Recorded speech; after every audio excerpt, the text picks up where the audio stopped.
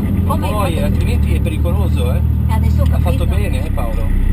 Ah, così è più chiaro adesso. Adesso mi è chiaro. Cioè devi sempre tenere, non è il freno per frenare, è il freno per tenere peso davanti.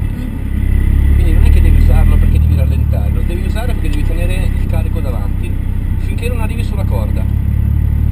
Perché sennò anche il dietro, se non lo fai, devi usare molto di più lo sterzo per fare la stessa curva e il dietro ti parte.